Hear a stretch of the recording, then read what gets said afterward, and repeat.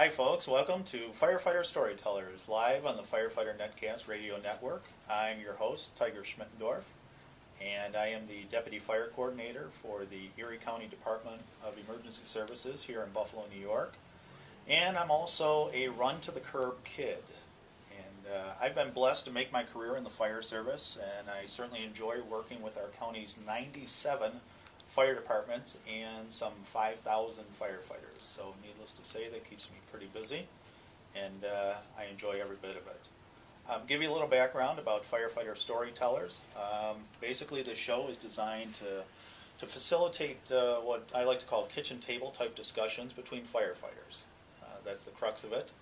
And essentially, Storytellers is an open format radio show in which we encourage you, the listener, to call in with your stories of what brought you to the fire service in the first place. Certainly what's made the experience memorable for you, and also to share your insight as to what keeps you going day in and day out, serving in our business of delivering emergency services to our communities and your communities. And I always tell the story of how when I was a kid, whenever we saw flashing lights or we heard the wail of a siren, we ran to the curb to see where the fire engine was headed, and thus I was a run-to-the-curb type kid, and I'm sure that many of you listening are run-to-the-curb type kids as well. And the title of this show, Firefighter Storytellers, is very important in that it's my theory that as we win this fight of fire prevention, our fire load goes down, and the downside of that is that so does our experience level. And one of the ways to overcome that lack of experience, if you will, the need for effective storytelling in the fire service has never been greater than it is today, at least in my opinion. And thus, my website, runtothecurb.com, and this Firefighter Storytellers radio show were born.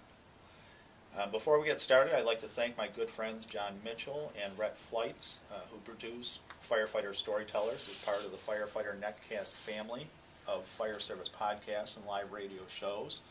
And that family is growing every day. And tonight I have to say special thanks to Chief Jim Cavanaugh and his special gal Linda Macon, who's here with us tonight. And we are live from the Firemen's Memorial Exhibit Center of Western New York, here in West Seneca, New York. And Jim, thanks for being our gracious host, allowing us to be surrounded in the rich heritage of our local fire service as we share our stories and our experiences tonight. And let me remind you of the Block Talk radio call-in number for all of our listeners. That is 1-347-327-9920. Again, that's 347-327-9920. And certainly encourage you to go to runtothecurb.com and kind of follow along as we tell some of our stories tonight. And tonight is a bit special for me, as I celebrated my 30th anniversary in the fire service just last week on September 2nd. I've been an active member of the Evans Center Volunteer Fire Company since 1980, and I got to tell you, I'm really enjoying my role as the senior man on the rig these days. I still enjoy being on the nozzle, or preferably right alongside of it, and coaching our firefighters and our officers. So that's kind of where I'm at in the fire service today, and look forward to hearing from all of you and calling in, and also for those of you who are listening live, participating in the chat room as well. So celebrations aside, let's get started by introducing my very special guest and my good friend, Wally Pazinski. Hi, Wally. Hello, hi Tiger, hi everybody. Great to have you here, and let me give you a little background on Wally. He is a 25-year member of the Seneca Hose Company number 1 right here in West Seneca, New York. And kudos to Seneca Hose. They're certainly a well-trained and a great-performing volunteer fire department here in Erie County, led by Chiefs Craig Gangloff, Eric Conley, and Wally himself. In addition to his role as Assistant Chief at Seneca Hose, Wally is also a career firefighter with the Buffalo Niagara International Airport Fire Department, a job he just walked into fairly recently, and I'm sure he'll be commenting on that and what a great experience that's been. And in addition to that, Wally actually works for me as an instructor for Erie County Fire Safety and also the New York State Office of Fire Prevention and Control here in New York State. There's lots more to tell you about Wally, but I'll let him fill in the blanks.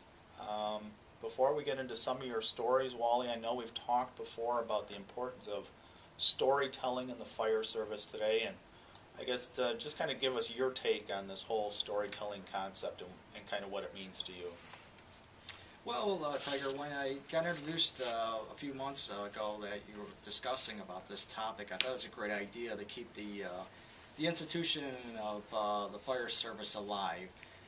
Today it's kind of hard to keep in touch with some of the youths today because of the fact that they're constantly like on the playing games and that nature, and you never get to see like when we were growing up and how we would be out there and just kind of being a kid and just being experimental, and just the fact of like us going an early age and running to the curb and saying, when we discussed stories together, these war stories, it was like, hey, there's a lot of similarities here.